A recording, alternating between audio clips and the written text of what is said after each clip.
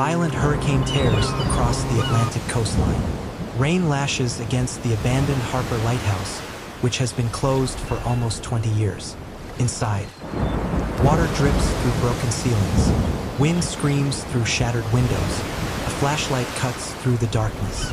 An elderly maintenance worker slowly climbs the rusted spiral staircase. He hears someone crying, not loudly, softly, almost whispering. He follows the sound. The crying stops. At the top of the lighthouse sits a small wooden desk covered in dust, untouched for years.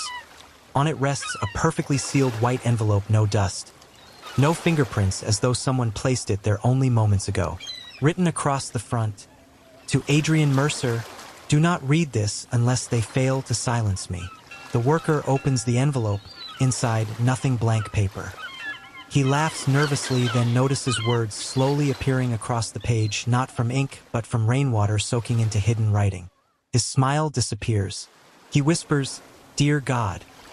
Before he can finish reading, a loud metallic clang echoes behind him. He turns no one, but then the lighthouse beacon suddenly begins spinning, although electricity has been disconnected for nearly 2 decades. The beam flashes once, twice, then stops. When police arrive 30 minutes later, the maintenance worker has vanished. Only the wet letter remains, that no footprints, no blood, nothing. 6 days later, Dr. Evelyn Brooks receives an unusual government request. Normally, anonymous letters are handled by federal analysts. This one has been personally assigned to her, no explanation, no case file. Only a note. Determine who wrote this. Tell no one. The strange letter contains invisible ink that appears only when exposed to seawater. Evelyn identifies something impossible. The handwriting belongs to someone officially declared dead 15 years earlier. Meanwhile, across Charleston, Adrian Mercer announces a billion-dollar coastal redevelopment project. The media celebrates him. Investors cheer. Politicians applaud. Yet after every interview, he quietly returns home. Not to celebrate, but to replay security footage from 15 years ago again, and again, watching the last known recording of his older sister walking toward Harper Lighthouse. She disappears from the camera forever. Official report, accidental drowning. But Adrian never believed it. That evening, someone slips an envelope beneath Evelyn's apartment door. Inside the envelope was one sentence: "Stop reading dead people's handwriting." No signature, no fingerprints. She ran outside, but the hallway was empty, except an old elevator descending. When it reaches the lobby, no one is inside. Examining microscopic pressure marks left beneath the invisible writing, Evelyn realizes the letter wasn't written all at once. Different portions were written over nearly 3 years, meaning whoever wrote it expected they might die long before finishing it. Detective Miles Carter secretly visits Evelyn. He should not even know she has the letter. Yet he already knows what it contains without introducing himself. He asks only one question: "Has it started yet?" Evelyn frowns. "What?" Miles studies her carefully, then quietly says, "People disappear after reading those letters." He leaves. Documentary filmmaker Lena Whitmore begins filming interviews about Harper Lighthouse. Everyone refuses to speak. One elderly fisherman abruptly ends the interview after seeing an old photograph. His hands begin shaking. He whispers, "They promised that place would stay buried." Before Lena can ask what he meant, the old man suffers what appears to be a heart attack. As paramedics rush him away, he presses a tiny brass key into Lena's hand. His final words, "Don't trust the judge." Evelyn finally reveals the invisible message using chemical restoration. The letter isn't addressed to Adrian anymore. The water has exposed additional hidden writing. It now reads, "If you're reading this, I failed. Someone inside the Mercer family helped bury the truth. Trust no one, especially the person everyone calls innocent." Before Evelyn can continue, every light in the laboratory suddenly goes out. Emergency generators fail. Computers shut down. Security cameras die simultaneously. In complete darkness, she hears slow footsteps, not running but walking. Someone is inside the room. Then, a calm voice speaks from the darkness. "You should have burned the letter." There was total silence. The lights returned and the room was empty. The letter is gone. Evelyn realizes something terrifying. She had photographed every page, Whoever stole the original doesn't know that. She now possesses the only remaining copy. The morning after, Evelyn barely sleeps. Every creak of her apartment building sounds like footsteps outside her door. At sunrise, she enlarges the photographs of the stolen letter. Hidden beneath the final paragraph, she notices dozens of tiny pinpricks. So small they were invisible to the naked eye. They aren't random, they're Braille. She painstakingly translates them. The message is chilling. The letter is only the beginning. Find the map before they find you. A map? There is no map. At least not in the letter. Like, comment and subscribe to this channel. While leaving for work, Evelyn discovers Adrian Mercer waiting beside her car. He isn't dressed like the polished billionaire from magazine covers. He's exhausted. His tie hangs loose. Dark circles sit beneath his eyes. He holds a single photograph. My sister wrote that letter. Evelyn studies him. How do you know? He places the photograph in her hands. It's an old family picture taken at Harper Lighthouse 16 years earlier. His sister is smiling. In her hand, the exact same stationery used for the mysterious letter. My sister made her own paper, Adrian says quietly. I've never seen anyone else use it. Evelyn stiffens. Someone forged nothing. The letter is genuine. Without warning, a speeding black SUV jumps the curb. Straight toward them. Adrian reacts instantly. He grabs Evelyn and throws both of them behind a parked truck. The SUV crashes into her car instead. Glass explodes across the street. The driver never gets out. The vehicle reverses, disappears into morning traffic. Police arrive. No license plate. The SUV had been stolen 2 days earlier. Adrian finally says what neither he wants to admit. They're trying to stop us. Evelyn hates working with people, especially wealthy businessmen, especially ones connected to the case. But someone just tried to kill them both. She reluctantly agrees. People who feared dying before revealing dangerous truths entrusted their letters here. Some arrived by mail. Others were delivered by hand. Only one person knew every secret. The keeper. Who is the keeper? Adrian asks. Miriam smiles sadly. The keeper changes every generation. Before she can say more, a sniper's bullet shatters the lantern. Gunfire echoes through the tunnel. Someone knew they found the archive. Adrian drags Evelyn through collapsing passageways while bullets ricochet off stone walls. Miriam stays behind. I'll slow them down. No! Evelyn shouts. Miriam smiles. They've been chasing these letters longer than you've been alive. She slams an iron gate shut behind them. The last thing they heard was 3 gunshots. Then silence. Hours later, they reached safety. Inside Adrian's vehicle, Evelyn discovers something in her jacket pocket. Miriam slipped it there during the chaos. A tiny leather notebook. Inside were only names. No explanations, just names. Some crossed out, some circled. One name appears over and over. Judge Helena Ward. Meanwhile, Judge Helena addresses a charity gala. Elegant, graceful, and beloved. She receives a phone call, listens silently, then says, "They found the archive." She hangs up. Her warm smile disappears. For the first time, the audience sees something frightening behind her eyes. She calmly instructs her assistant, "Activate the contingency." Documentary filmmaker Lena studies the brass key given to her by the dying fisherman. It opens a locker at an old train station. Inside were hundreds of undeveloped film reels. She has them processed. The photographs reveal secret meetings spanning 30 years. Politicians, judges, police chiefs, business tycoons, always together, always smiling, always with one person carefully standing just outside the frame. The same unidentified individual. Every decade, the person never seems to age. Evelyn and Adrian compare everything they've learned. The letters, the archive, the photographs, the hidden notebook. None of it answers the biggest question. Who benefits from keeping these secrets buried? Then Evelyn notices something everyone overlooked. Every confession was written voluntarily. Nobody forced these people. Why? She suddenly understands. Someone wasn't blackmailing powerful people. Someone was protecting them. That evening, Evelyn receives another anonymous envelope. This time, inside is a single Polaroid taken only hours earlier. It shows her and Adrian standing inside the underground archive. Someone photographed them from inside the tunnel. On the back of the picture was a written word in blue ink: "You trusted the wrong billionaire." Evelyn freezes. She slowly turned toward Adrian. "What aren't you telling me?" He says nothing. His silence was answer enough. For the first time, she wonders if the man risking his life beside her may have led her into the trap himself. The partnership shatters. Adrian walks away without another word. As he disappears into the rain, a black sedan pulls up beside him. He gets inside willingly.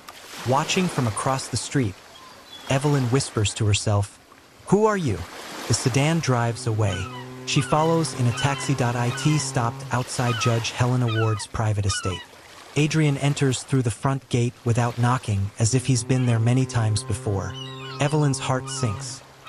The man she has begun to trust has been secretly meeting the one person connected to every clue. Rain pounds against the windows of Judge Helena Ward's estate. Hidden behind ancient oak trees, Evelyn watches the mansion through a pair of binoculars. She expects to see conspirators plotting. Instead, she sees Adrian embracing Judge Helena. Not as business partners, not as enemies, but as like family. The older woman places both hands on his face. He lowers his head. She wipes tears from his eyes. Evelyn's stomach tightens. "He lied to me." She quietly leaves before seeing what happens next. The next morning, every newspaper in Charleston carries the same headline: "Missing Historical Archive Destroyed in Fire." The abandoned maritime library burned to the ground overnight. Authorities declare the blaze accidental. But Evelyn knows better. Someone erased every trace of the underground tunnels or wanted the public to believe they had. Evelyn's phone rings. Unknown number, a familiar voice. Adrian said to Evelyn, "I know what you saw."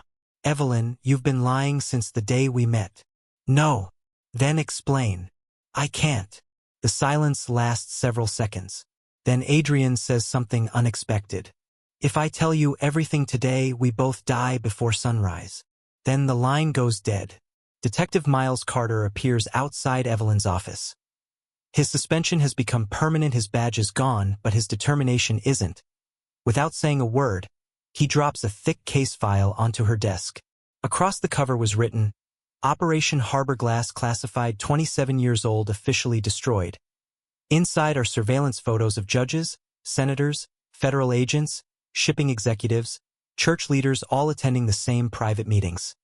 Every page has one phrase stamped across it. Nobody knows what it means except Miles has one theory. "They weren't collecting secrets," Miles says. "They were collecting insurance." He explains. 30 years earlier, America quietly faced one of its largest organized corruption networks. Rather than arrest everyone at once, a secret civilian organization convinced guilty people to confess privately. Every confession became leverage. If someone returned to crime, their letter would be released. Most never offended again. The system worked until someone weaponized it. The keeper stopped protecting people. Miles looks directly at Evelyn. They started choosing who deserved protection. Judges were saved. Others weren't.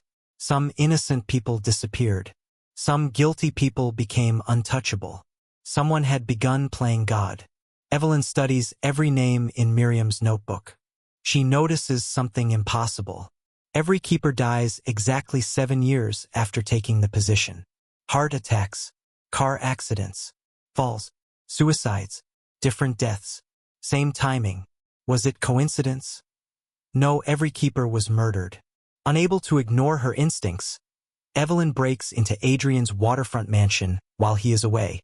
She finds no hidden weapons, no secret office, no evidence linking him to corruption. Instead, she discovers a locked nursery, unused and covered in dust. Inside is a child's crib, family photographs, tiny shoes, medical records. One name, Grace Mercer. Date of birth, 15 years ago. Date of death, 3 months later. Evelyn is stunned. Adrian never had a sister. He had a daughter. On the nursery wall hangs one framed sentence, written by hand. Truth buried our family once. Never again. That evening, Evelyn finally confronts Adrian. You lied. Yes. You said the victim was your sister. I know. It was your daughter. Adrian cannot answer immediately. His voice almost breaks. They told me people would stop asking questions if everyone believed I lost a sister instead of a child. Who told you? He hesitates. Judge Helena. Adrian finally tells the story he has hidden for 15 years. His infant daughter died during what police ruled a house fire. Evidence disappeared. Witnesses changed statements. Insurance investigators closed the case in 48 hours. Everyone insisted it was accidental. Except Adrian. Then his wife vanished. No divorce. No goodbye. Simply gone. Months later, another tragedy struck. His father suffered what was ruled a suicide.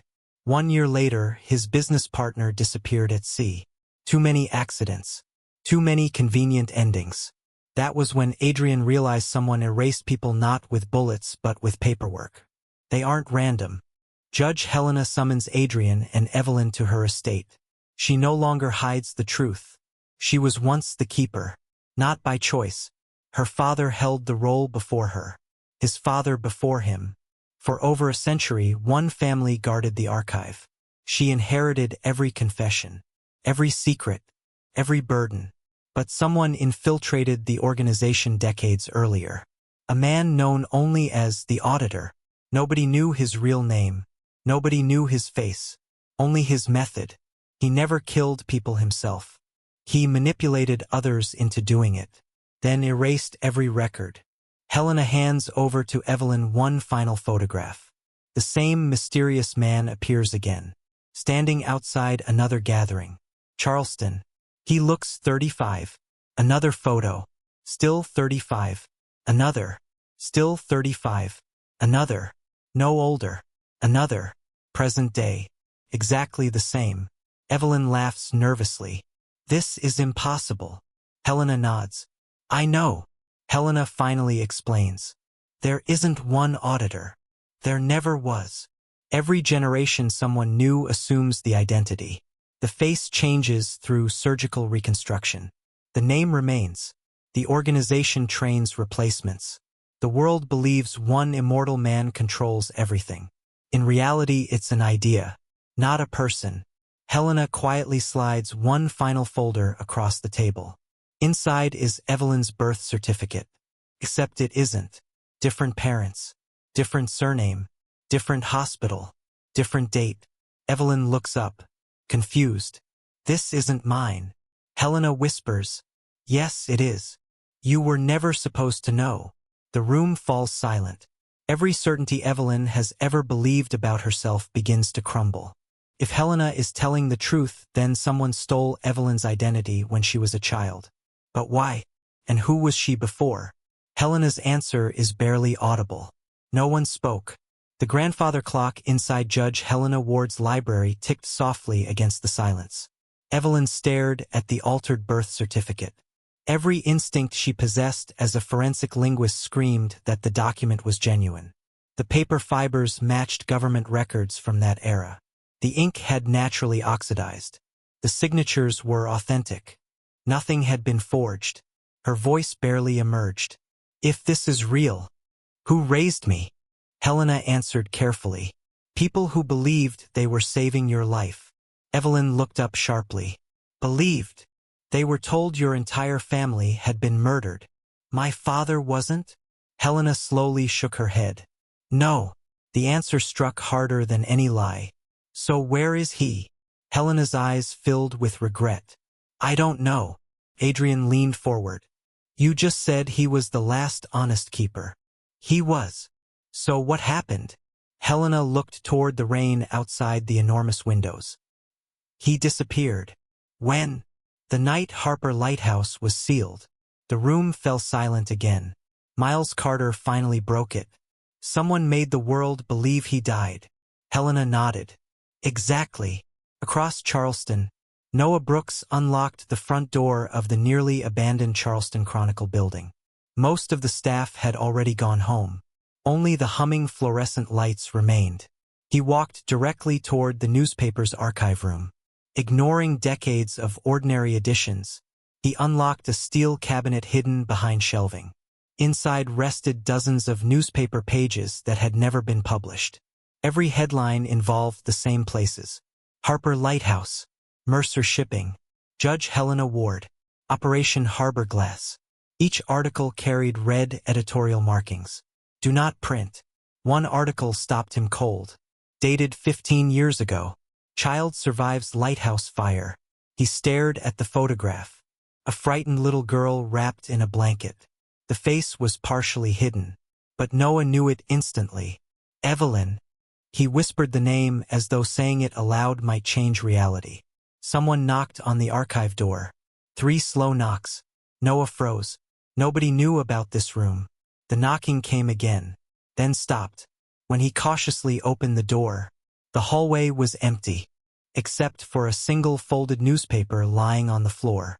Tomorrow's edition, printed before sunrise. Across the front page, a headline that had not yet happened. Former Judge Helena Ward found dead. Noah's hands began trembling. Meanwhile, Lena Whitmore enlarged one of the newly developed photographs inside her editing studio. For the first time, she ignored the people standing together. Instead, she examined the reflections inside a nearby window. There, barely visible, someone had been secretly photographing the meeting from inside the building. She increased the resolution. The hidden photographer held an unusual camera. Its leather strap carried embossed initials. E.B. Lena frowned. That's impossible. The photograph had been taken almost 30 years ago. Dr. Evelyn Brooks was only 4 years old. Back at Helena's estate, the retired judge led Evelyn and Adrian into a forgotten section of the mansion. The corridor ended at a heavy oak door secured by 3 antique locks. Helena removed 3 different keys from a silver chain around her neck. Each lock opened with a different key. The keepers never trusted a single lock. The final mechanism clicked. The door slowly swung inward. Beyond it sat an untouched office. Dust covered everything. Nothing had been disturbed for decades. This belonged to your father. Evelyn stepped inside. Books lined every wall. Hundreds of handwritten journals filled wooden shelves. An old brass compass rested beside a dried fountain pen. Everything looked ordinary, until Evelyn noticed the desk. It had no chair. Instead, a child's wooden stool stood behind it. She looked back at Helena. My father worked here? Helena answered softly. No, you did. Evelyn frowned. I've never been here. You don't remember. Helena walked toward a faded drawing pinned beneath cracked glass. Crayon. Blue sky. A lighthouse. 3 stick figures. One taller than the others. Above them, written in uneven childish handwriting, my daddy says letters remember everything. Evelyn's breathing stopped. The handwriting. It matched her earliest school records. Her knees weakened. I drew this. Helena nodded. Yes. You were here. I was. You knew me. I did. Evelyn slowly turned. You watched someone erase my entire life. Helena couldn't answer. Her silence became its own confession. Outside, thunder rolled across Charleston. None of them noticed the figure watching the mansion through a long-range camera from across the lake. Inside a parked utility van, the observer quietly spoke into a satellite phone. The keeper's daughter remembers the room. A calm voice replied from the speaker. Then we're out of time. What are your orders? The answer came without hesitation. Recover letter 0. The caller hesitated. I thought it was destroyed. So did everyone else. The line disconnected. The observer looked once more toward Helena's mansion, then quietly whispered, if they find letter 0 first, the auditor dies. Act 2 continues. A cold wind swept across Judge Helena Ward's estate. The thunderstorm had finally begun to fade. Inside the forgotten keeper's office, Evelyn stood motionless before the child's drawing. My daddy says letters remember everything. She whispered the words again, not because she doubted them, because something about them felt familiar, like a memory buried beneath years of silence. She reached toward the drawing. The instant her fingers touched the cracked glass, a metallic click echoed somewhere inside the room. Everyone froze. Adrian instinctively stepped in front of Evelyn. Miles slowly drew the small revolver he still carried despite no longer wearing a badge. Another click. Then another. The bookshelf behind the desk began moving. Dust drifted into the air as the entire wall slowly rotated inward. Behind it, a narrow stone passage disappeared into darkness. Helena closed her eyes. I prayed this room would never open again. You knew it was here? Adrian asked. I knew it existed. You never opened it? I promised your father I never would. Evelyn looked sharply at her. My father built this? Helena nodded. No. He inherited it. The tunnel descended deep beneath the estate. Unlike the archive beneath the Maritime Library, this passage was immaculate. No cobwebs, no dust. Someone had maintained it. The stone walls were engraved with thousands of names. Dates stretched back more than a century. Each name had one word beside it. Keeper, guardian, witness, lost. Evelyn stopped walking. One engraving caught her attention. Samuel Ashcroft, keeper, missing. She frowned. Who was Samuel Ashcroft? Helena's expression changed instantly. You should never have seen that name.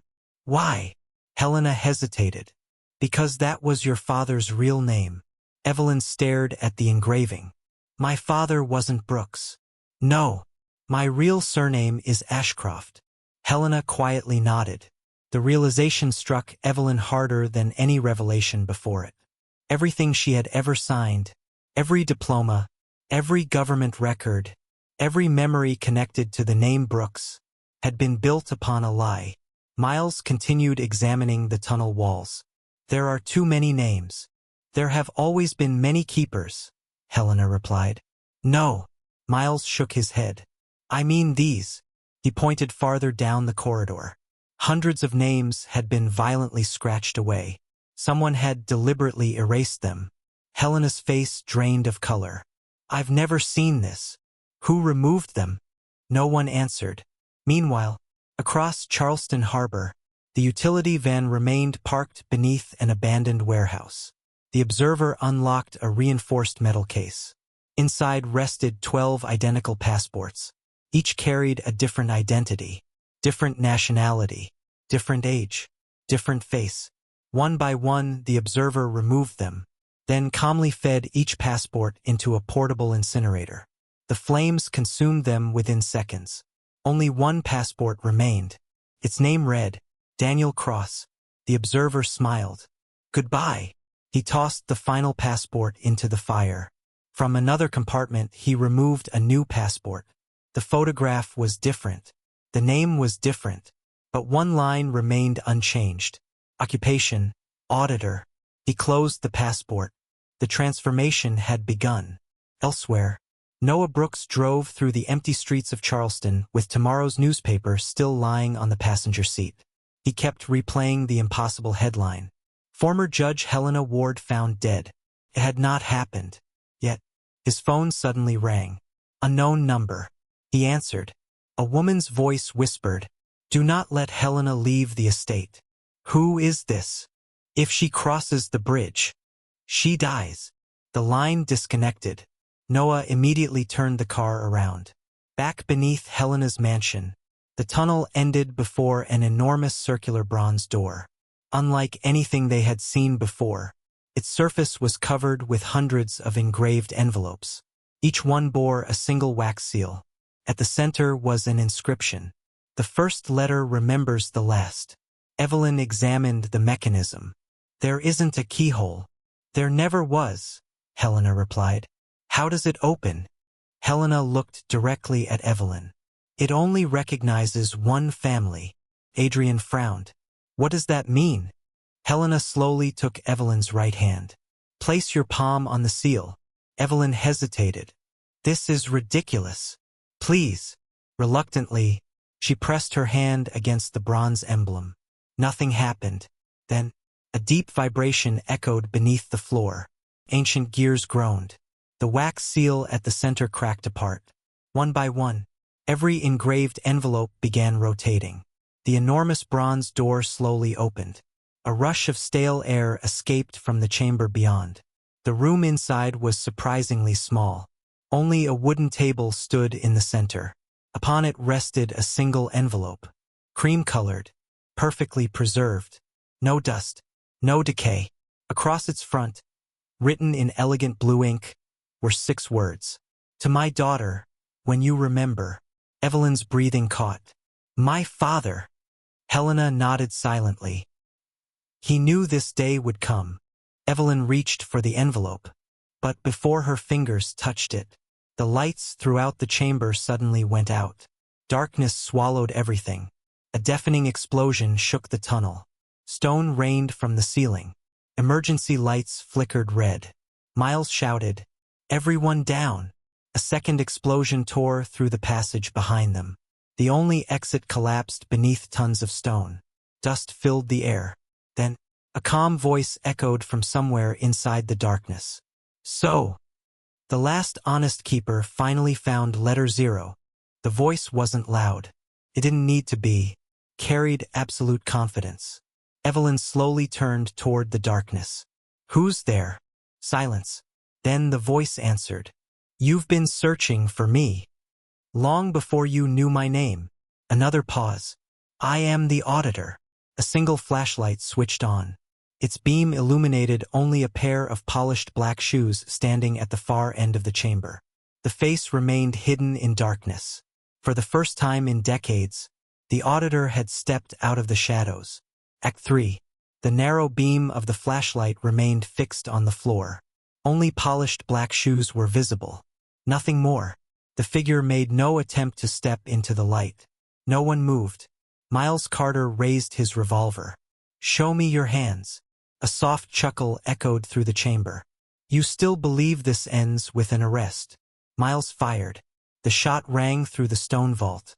The bullet struck the flashlight. Glass exploded. Darkness swallowed the room once more. When the emergency lights flickered back to life, the figure was gone. Only the broken flashlight remained on the floor. Miles rushed forward. Nothing. No footprints. No blood. No exit. Just solid stone walls. Adrian whispered, "How did he disappear?" Helena looked around the chamber. He didn't. Everyone turned toward her. What do you mean? The auditor never enters a room until he's already found a way out. Evelyn forced herself to focus. Fear had never helped solve a puzzle. Facts did. She examined the floor where the flashlight had fallen. The dust had shifted. Not from footsteps. From air. She slowly crouched. There. A faint draft brushed against her fingertips. She knocked on the stone beneath her. Solid. Again. A different sound. Hollow. Miles joined her. Together they pushed against the massive slab. It shifted barely an inch. Hidden beneath it was a narrow vertical shaft descending into darkness. Fresh rope fibers hung against the wall. Someone had climbed down only moments earlier. Miles cursed under his breath. He planned every second. Helena nodded. He always does. Adrian turned toward the wooden table. The envelope remained untouched. Its cream-colored paper seemed almost luminous beneath the red emergency lights. No one spoke. Evelyn approached slowly. Her hands trembled. Not from fear. From anticipation. She broke the century-old wax seal. Inside, only one handwritten page rested neatly folded. The handwriting matched the invisible letter from Harper Lighthouse perfectly. Her father's. She began reading aloud. My dearest Evelyn, if you are reading this, then the name you have carried is not your own, and I have already failed to protect you. Do not waste your life searching for me. Search instead for the truth. The auditor cannot destroy every letter, but he only needs to destroy one. Find the last letter. If it is opened before the right time, everything ends. If it is never opened, the lie survives forever. The letter ended there. No signature. No explanation. No location. Nothing. Adrian frowned. That's it. Evelyn turned the page over. Blank. Then she smiled. No. Everyone looked at her. He wrote exactly like I do. What does that mean? Miles asked. He never wasted words. She held the page beneath the emergency light. Nothing. She breathed gently across the paper. Still nothing. Then she remembered. The first letter. Adrian understood instantly. Seawater. Meanwhile, on the Atlantic coast, heavy waves crashed against the rocks surrounding Harper Lighthouse. A small fishing boat drifted silently through the fog. Its engine had been switched off long before reaching shore. 3 figures climbed onto the weathered dock. Each wore identical dark raincoats. None spoke. The oldest carried a weatherproof metal case handcuffed to his wrist. One of the younger men finally broke the silence. Are you certain it's here? The older man answered calmly. It has always been here. What if they reach it first? They won't. He looked toward the abandoned lighthouse. They're following letters. We're following memory. Back beneath Helena's estate, Lena Whitmore burst into the mansion. She was soaked from the rain. Noah sent me. Helena looked startled. Noah? He said you were in danger. Before anyone could respond, the entire estate lost power. Complete darkness. An instant later, every security alarm began screaming simultaneously. Miles ran toward the staircase. They're inside. Gunfire erupted upstairs. Glass shattered. Someone shouted. Another explosion rocked the mansion. Stone dust poured into the hidden chamber. Helena's face turned pale. They found us. Adrian grabbed Evelyn's arm. We have to move. No. She looked back at the wooden table. My father left only one letter here. So? He expected this room to be discovered. What are you saying? This isn't the real hiding place. Everyone stopped. Evelyn's mind raced. My father knew the auditor. Yes, Helena answered. He knew he would search here. Then why leave a letter? To delay him. Evelyn looked around the chamber one final time. Then her eyes settled on the table itself. Not the envelope. The table. It was carved from old Atlantic white cedar. The same wood historically used in lighthouse construction. She knelt, ran her fingers underneath, and found tiny engraved words hidden beneath the tabletop. Words so small they were nearly invisible. She read them aloud. When the sea forgets, ask the bell. Helena's eyes widened. The lighthouse bell. Adrian looked confused. I thought it was removed years ago. Helena shook her head. No. It was never removed. It was buried. Silence filled the chamber. Evelyn slowly stood. The last letter isn't hidden inside Harper Lighthouse. She looked directly at Adrian. It's hidden beneath it. A deafening crash echoed overhead. Part of the ceiling collapsed. Miles shouted, "Move!" As they rushed toward the emergency tunnel on the opposite side of the chamber. None of them noticed the small surveillance camera hidden inside the cracked stone wall. Miles away, inside an underground operations room filled with monitors, a man wearing white gloves watched every second of their escape. He calmly reached for an old rotary telephone. After a single ring, someone answered. They know about the bell, the man said. A long silence followed. Then the familiar calm voice replied. I expected they would. Should we stop them? No. Why not? Because the last letter has never been the objective. The man frowned. Then what is? The voice answered with chilling certainty. Evelyn. The line went dead. The gloved man slowly looked back at the monitor. On the screen, Evelyn disappeared into the storm with Adrian, Miles, Lena, and Helena. He whispered to himself, they don't realize it yet. She isn't just the keeper's daughter. She's the final keeper. Act 3 continues. Lightning split the Charleston sky. Sheets of rain hammered the winding coastal highway as Adrian's SUV sped toward the Atlantic shoreline. No one spoke for several minutes. Each was lost in thought. Finally, Lena broke the silence. Someone explain something to me. No one answered. She looked from Helena to Evelyn. You've all accepted that Evelyn's father left clues. Yes, Evelyn replied. You've accepted that someone stole her identity. Yes. You've accepted that there's a last letter buried beneath a lighthouse. Again, yes. Lena leaned back in her seat. Then why does everyone seem more frightened of Evelyn than the auditor?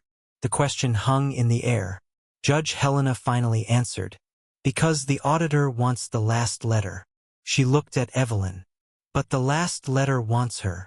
20 miles away, Harper Lighthouse emerged from the storm like a ghost. The beacon remained dark. The windows were broken. The cliffs below churned with violent waves. 3 black SUVs were already parked nearby.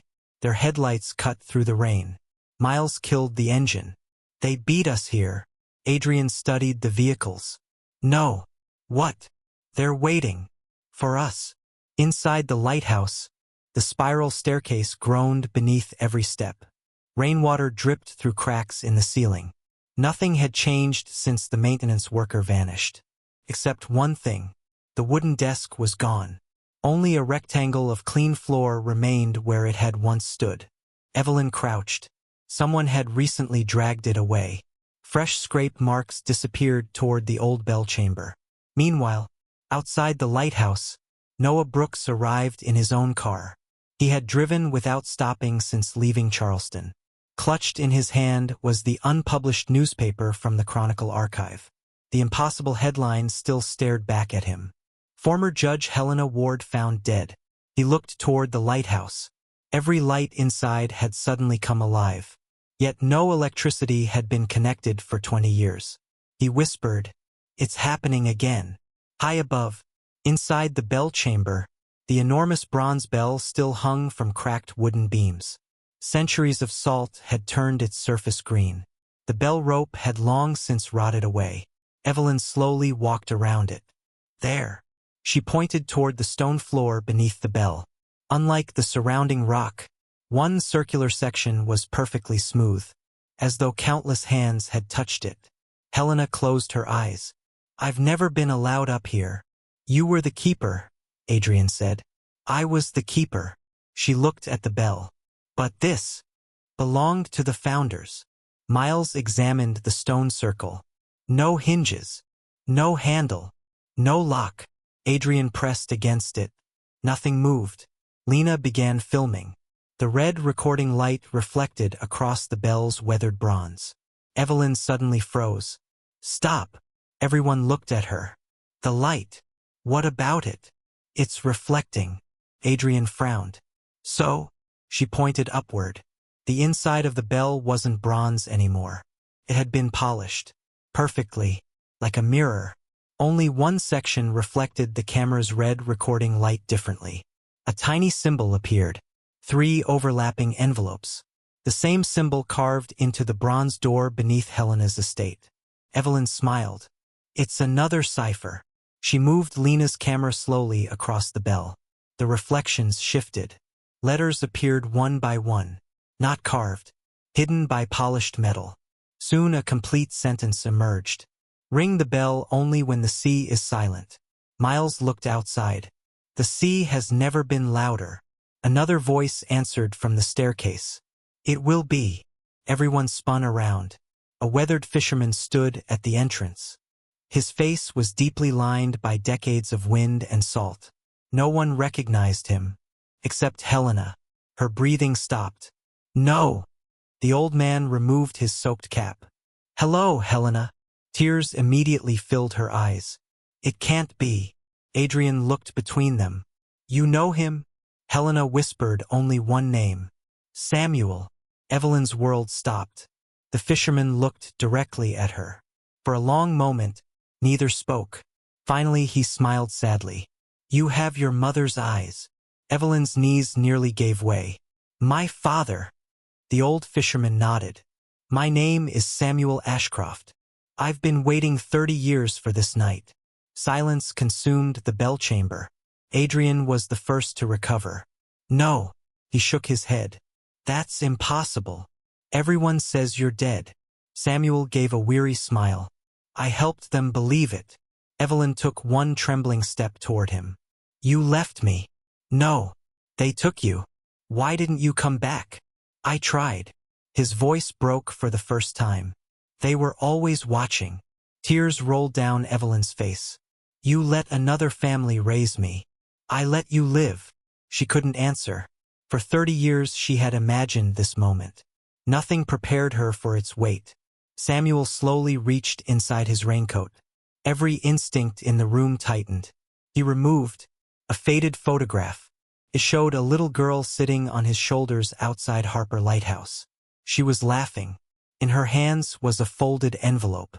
On the back, written in blue ink, were 7 words. The first keeper begins with the last child. Evelyn stared at the picture. I don't remember this. You will. Samuel looked toward the storm outside. The memories were never destroyed. They were hidden.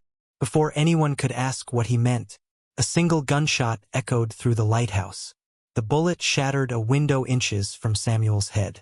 Glass exploded across the room. Miles shouted, "Down!" More shots followed. Bullets ripped through the old wooden walls. Adrian pulled Evelyn behind the massive bell. Lena killed her camera and crawled toward cover. Noah burst into the chamber from the staircase below. They're surrounding the lighthouse. Samuel's expression remained strangely calm. They're late. Helena looked at him. What do you mean? Samuel walked to the bell, placed both hands against the ancient bronze, and quietly said, For 112 years. Every keeper believed this bell protected the last letter. He looked at Evelyn. It doesn't. It protects something far more dangerous. Before anyone could stop him, Samuel struck the bronze bell with all his strength. A single deep note rolled across the Atlantic. The sound echoed through the storm, across the cliffs, over the crashing waves. Then something impossible happened. The sea began to change. The violent waves slowed. The wind weakened. Within seconds, the ocean surrounding Harper Lighthouse became unnaturally calm, almost perfectly still, as if the Atlantic itself had obeyed the bell. From somewhere beneath the lighthouse, a deep mechanical rumble echoed through the rock. The entire tower trembled.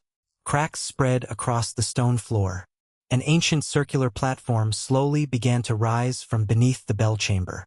Everyone stared in stunned silence.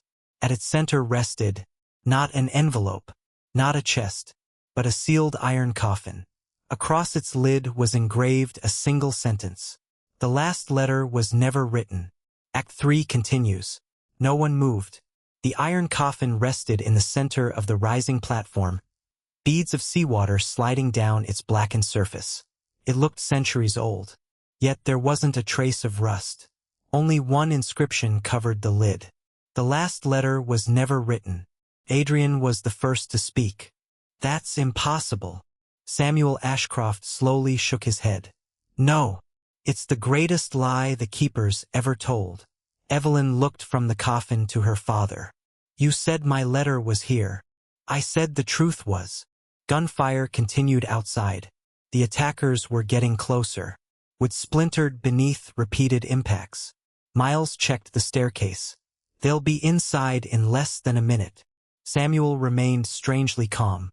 They won't reach us. How can you know that? Because they don't know where the entrance is. Another explosion shook the lighthouse. Dust fell from the ceiling. Samuel smiled faintly. They're searching the tower. They should be searching beneath it. Helena stepped toward the coffin. I've spent 40 years protecting something, and I never knew this existed. Samuel looked at her with compassion. You protected exactly what you were supposed to. You lied to me. I protected you. They're not the same thing. No, they never are. Evelyn knelt beside the iron coffin. There was no keyhole, no hinges, no visible mechanism.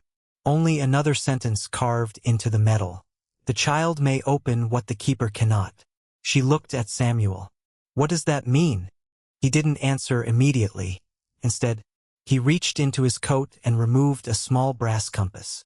The same compass that had once rested on the desk inside the keeper's office beneath Helena's estate. He placed it in Evelyn's hand. It was yours. She frowned. I've never seen it. You carried it everywhere. The compass needle wasn't pointing north. It spun once, twice, then settled directly toward Evelyn. Not the horizon. Adrian stared. It isn't pointing at a place. Samuel nodded. It never did. Outside, one of the black SUVs stopped firing. His driver stepped into the rain. He wore no mask, no body armor, only a dark overcoat. The men around him immediately lowered their weapons. Without raising his voice, he asked, "Has the bell rung?" One of the gunmen nodded. 30 seconds ago. The man's expression changed. So, he finally trusted her. He looked toward the lighthouse. No more delays. He raised a small radio. Proceed to Phase 7. Deep beneath the lighthouse, the stone platform shuddered again. A faint clicking sound echoed from inside the coffin. Evelyn instinctively stepped back. The lid hadn't opened, but something inside had moved. Miles pointed his flashlight toward the floor. The platform. Hairline cracks were spreading in perfect concentric circles. Samuel's face tightened. "We're out of time. What happens now?" Adrian asked. Samuel looked directly at Evelyn. "You remember." "I don't remember anything." "You will." "No. I was 4 years old. You were 5. She stopped. "I've never told anyone how old I was." Samuel smiled sadly. "They changed every document. They couldn't change my memory." Helena suddenly gasped. She had been staring at the brass compass. "It isn't a compass." Everyone looked at her.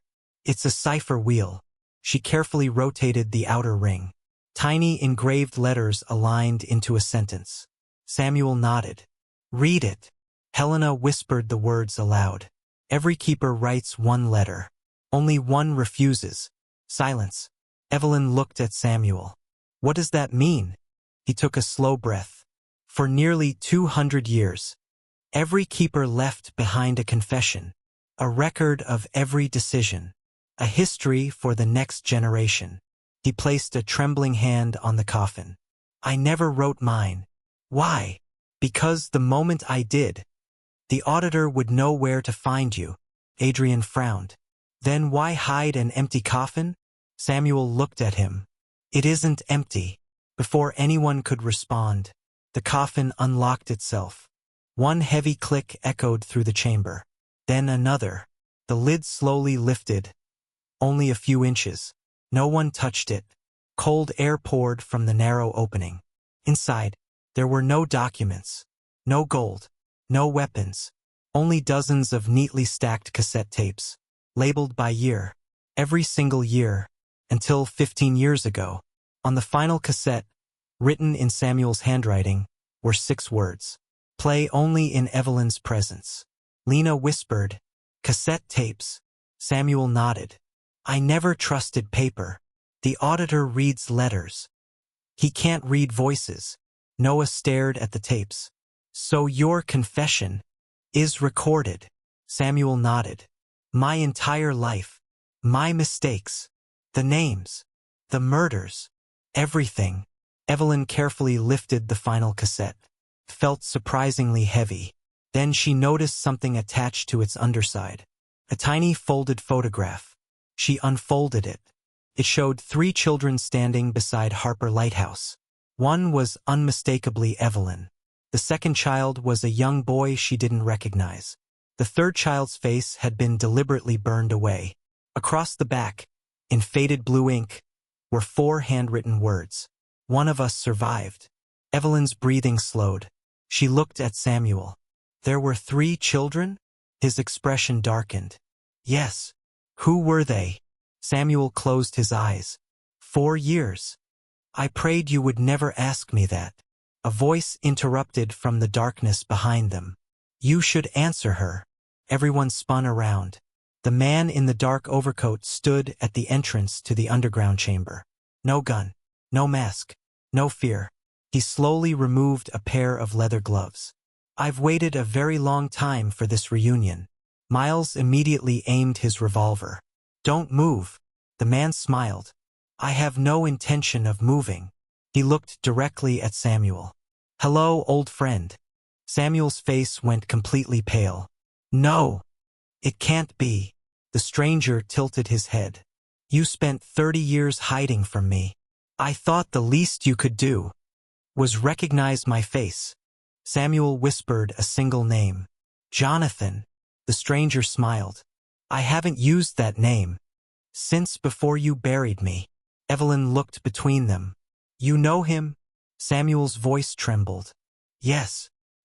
He was my apprentice. A long silence followed. Then Jonathan looked at Evelyn with unmistakable sadness. And before that, I was the boy who grew up beside your father. He paused. The world calls me the auditor. Another pause. But once, I called Samuel Ashcroft my brother. The chamber fell into stunned silence. The greatest enemy the keepers had ever known had not begun as a stranger. He had begun as family. Act 3 continues. The underground chamber fell completely silent. Only the distant roar of the Atlantic echoed through the stone walls. Jonathan stood motionless at the entrance. His dark overcoat was soaked from the storm. His expression held no anger, only exhaustion. Samuel Ashcroft never lowered his eyes. You should have stayed dead. Jonathan smiled sadly. I tried. Miles Carter kept his revolver trained on Jonathan's chest. Take one more step. Jonathan glanced at the weapon. You've carried that same model for 12 years. Miles frowned. I've also read every report you ever wrote. You always shoot center mass. Jonathan slowly spread his hands. If you intended to kill me, you already would have. Miles hated that he was right. He didn't lower the gun. But he didn't fire either. Evelyn stepped forward. You said there were 3 children. Jonathan nodded. There were. Who were they? He looked toward Samuel. Tell her. Samuel remained silent. Jonathan sighed. I suppose that burden belongs to me now. He slowly removed an old leather wallet from his coat. Inside, 3 tiny photographs. Each had been folded so many times the edges had begun to split. He laid them side by side on the iron coffin. The first showed a little girl laughing beside Harper Lighthouse. Evelyn. The second showed another little girl wrapped in a pink blanket. Grace Mercer. The third showed a young boy with dark hair and bright blue eyes. No one recognized him. Jonathan looked directly at Adrian. You've spent 15 years searching for your daughter. Adrian's breathing quickened. Jonathan continued. You searched for the wrong child. Adrian's voice cracked. What did you say? Jonathan gently slid Grace's photograph toward him. Grace Mercer died. Adrian closed his eyes. I buried her. Yes. You identified her. Yes. You watched the funeral. Yes. Jonathan nodded. And every one of those memories is true. Adrian looked confused. But Jonathan finished the sentence. She wasn't the child they wanted. Silence. Jonathan pointed to the third photograph. They wanted him. Samuel whispered, Don't. Jonathan ignored him. The fire wasn't about Grace. It was about Noah. Everyone turned. Noah Brooks froze. My God. Evelyn stared at her brother. Noah. Jonathan nodded. Noah Ashcroft. The words struck like lightning. Samuel closed his eyes. It's over. Jonathan continued quietly. The name Brooks was never yours either. Noah's hands began shaking. I've always known. Evelyn slowly looked at him. You knew. Tears filled Noah's eyes. I remembered. You remembered? I was older. I remembered our father. I remembered the lighthouse. I remembered the fire. Evelyn stepped backward. You lied to me. For my entire life. Noah nodded. Yes. I hated myself for it every day. Samuel finally spoke. I made him promise. Evelyn looked at her father. You made him erase my life? No. I made him protect yours. Jonathan walked slowly toward the center of the chamber. No one stopped him. You still don't understand. There weren't 3 random children. He pointed toward Evelyn. The keeper's daughter. Then Noah. The keeper's son. Finally Grace's photograph. The witness. Adrian frowned. Witness to what? Jonathan looked directly into Adrian's eyes. To the murder. The chamber became deathly quiet. Jonathan continued. Grace Mercer didn't die in that fire. Adrian's face drained of color. What? The child who died was someone else? No. Jonathan nodded. Grace survived. Samuel immediately interrupted. Enough. Jonathan turned. No. They deserve the truth. Adrian's voice barely emerged. Where is she? Jonathan answered honestly. I don't know. Everyone stared. I've spent 15 years looking for her too. Miles frowned. Why would you look for her? Jonathan looked at him. Because she was the only person who saw the original auditor. Silence. Samuel finally whispered. And she escaped. Jonathan nodded. She was 3 months old. She couldn't speak. But she saw. He looked toward Evelyn. The first auditor wasn't me. He wasn't Samuel. He wasn't Helena. There was someone before all of us. Helena suddenly stepped forward. There was never proof. Jonathan smiled. There is now. He reached inside his coat. This time, he removed a small brass cylinder. Exactly the same size as the brass key Lena had received from the dying fisherman. Lena gasped. They're connected. Jonathan nodded. They're halves. He joined them together. The cylinder unlocked with a soft click. Inside rested a strip of tightly rolled 16mm film. Lena's eyes widened. The missing reel. Jonathan smiled. The only surviving copy. Samuel looked defeated. You kept it. I couldn't destroy it. Jonathan looked toward Evelyn. Because one day, someone would need to know why I became the auditor. Outside, the gunfire stopped. Complete silence surrounded Harper Lighthouse. Miles noticed immediately. They've stopped shooting. Noah slowly climbed the stone steps leading toward the entrance. He looked outside. Every black SUV remained parked. Every door stood open. Every weapon lay abandoned in the rain. No people. Nothing. It was as though the attackers had vanished. Jonathan didn't even look toward the doorway. They've left. Why? Miles asked. Jonathan answered quietly. Because they were never here to kill us. They were here to make sure we all stayed together. The room fell silent again.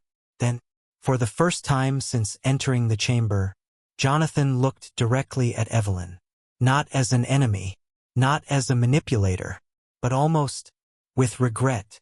I can end this tonight. Evelyn met his gaze. Then do it. Jonathan slowly shook his head. I can't. Why not? Because the only person who can end the keeper line is the last honest keeper. He looked directly into her eyes. And that's you. He gently placed the brass film canister into Evelyn's hands. I've spent 30 years protecting the truth from the wrong people. He glanced toward Samuel. He spent 30 years protecting you from the truth. A faint, weary smile crossed his face. Neither of us succeeded. He took one slow step backward, then another, toward the darkness beyond the chamber. Samuel called after him. Jonathan. Jonathan stopped. Without turning around, he asked, Do you remember what our father told us? Samuel's voice broke. Every letter deserves to be read. Jonathan nodded. No. He looked over his shoulder one final time. He said, The truth is never dangerous. A long pause followed. We are. Jonathan disappeared into the darkness. This time, no one followed him, because for the first time in 30 years, the chase was over. The truth had finally begun. For several long moments, no one spoke. The silence Jonathan left behind felt heavier than every gunshot that had echoed through Harper Lighthouse. Evelyn stared at the brass cylinder in her hands. One half had come from the dying fisherman. The other had been carried by the man the world feared as the auditor. Two enemies, protecting opposite halves of the same truth. Nothing made sense anymore. Lena carefully accepted the tiny strip of film. I have a projector. Miles looked at her. Here. She nodded. The documentary crew rented an equipment trailer outside the village. She managed a nervous smile. I never return original film to a laboratory. Jonathan's words still echoed in her mind. The only surviving copy. 30 minutes later, inside Lena's mobile editing trailer, rain continued falling against the roof. The old projector hummed to life. The faded film flickered onto a white screen. At first, nothing but static. Then, Harper Lighthouse. The date burned into the corner. 15 years ago. The footage was shaky. Whoever filmed it had been hiding. A woman hurried toward the lighthouse carrying a baby wrapped in a pink blanket. Grace Mercer. Behind her ran Adrian. Younger. Panicked. Shouting. His voice couldn't be heard. The film had no sound. Then, another man entered the frame. His face was hidden beneath the hood of a raincoat. He wasn't chasing Adrian. He was chasing the woman. She disappeared inside the lighthouse. Seconds later, flames burst through the lower windows. Everyone in the trailer held their breath. The hooded man rushed inside. Not after Adrian. After the baby. The image shook violently. Smoke swallowed everything. Then, one final frame. The hooded man emerged from the burning lighthouse. His arms were empty, but he wasn't alone. Walking beside him was Judge Helena Ward. No one spoke. The film ended. Adrian slowly turned toward Helena. You were there. Helena didn't deny it. Yes. You told me you arrived after the fire. I lied. You watched my daughter die? Helena's eyes filled with tears.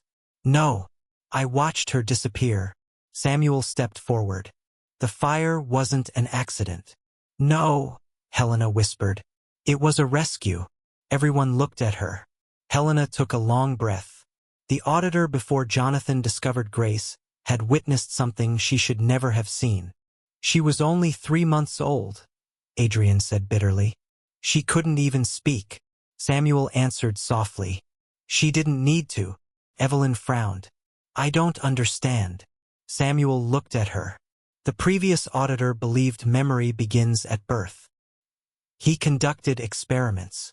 The room fell silent. He believed certain children could retain visual memory from infancy. Lena whispered, That's insane. Samuel nodded.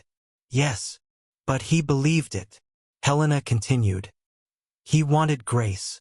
Not because of who she was, but because of what she had seen. Adrian's face hardened. So my daughter was kidnapped. Helena slowly nodded. Yes. Adrian collapsed into a chair. For 15 years, he had mourned a child he believed dead. Now, he learned she might have lived. He laughed once. Not from joy, from disbelief. My God! Noah quietly walked to the trailer door. Evelyn followed him. Outside, the rain had almost stopped. The Atlantic stretched endlessly beneath the gray dawn. You knew? She asked. Noah nodded. I suspected. You never told me. I couldn't.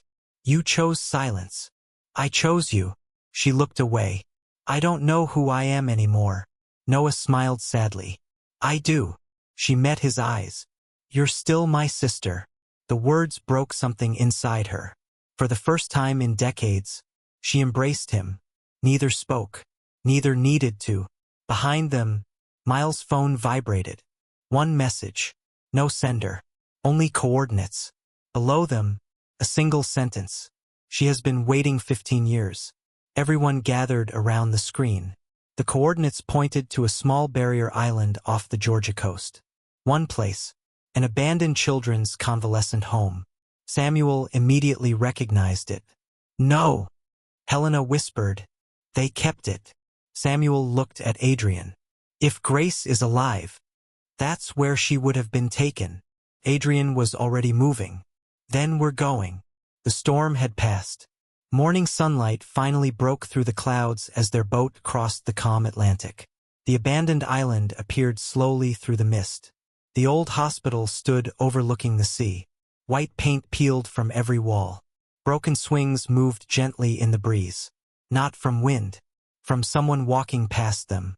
Miles immediately raised his hand. We're not alone. The front door stood open. Inside, dust covered everything. Except one set of fresh footprints. They led upstairs. Room 214. The nameplate had long since fallen away. Adrian pushed the door open. Inside, A woman stood quietly beside the window. She looked out toward the ocean. She didn't turn around. Without facing them, she spoke. I wondered how long it would take. Adrian stopped breathing. The woman slowly turned. She was about 30 years old. She held an old photograph in her hand. The same photograph of a baby wrapped in a pink blanket. Tears filled Adrian's eyes. Grace. The woman smiled through tears. Hello, Dad. Samuel closed his eyes in relief. Helena began quietly crying. Even Miles lowered his head. After 15 years, the child Adrian had never stopped searching for, had found him first. Grace walked forward slowly. She embraced her father. Neither of them spoke. Years of grief dissolved into a single moment. Evelyn watched quietly. Then Grace looked toward her. Our fathers were right. Evelyn frowned. What do you mean? Grace smiled gently. The truth always finds its way home. She held out one final envelope.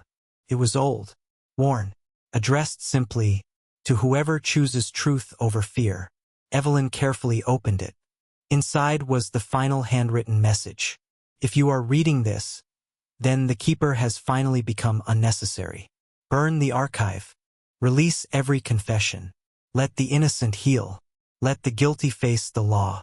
Never allow another keeper, because no family should inherit the weight of everyone else's secrets. Truth belongs to everyone.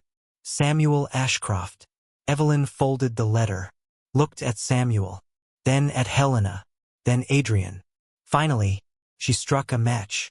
One by one, the remaining keeper journals, the hidden records, the coded ledgers, the symbols, the titles, the centuries-old system, all disappeared into the flames.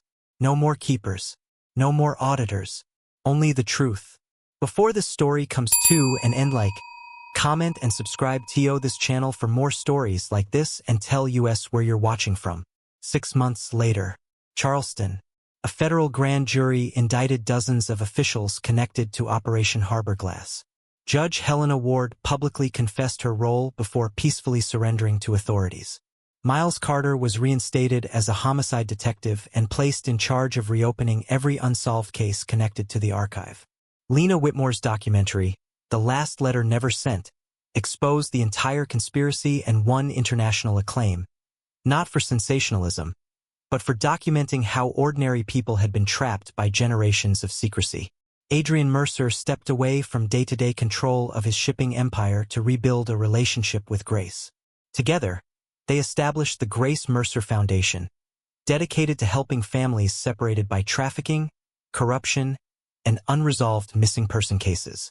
Noah Brooks remained editor of the Charleston Chronicle.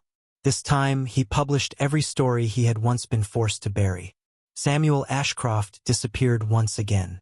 Not because he was hiding, because his work was finally over. One quiet evening, Evelyn returned alone to Harper Lighthouse. The building was being restored as a historical landmark. The sea was calm. She climbed to the top. The old wooden desk had been returned to its original place. She sat, removed a blank sheet of handmade paper, and began to write. Not a confession, not a warning, just a letter, one that would actually be sent. As she sealed the envelope, she looked toward the horizon and smiled. For the first time in her life, she no longer trusted letters more than people. She trusted both.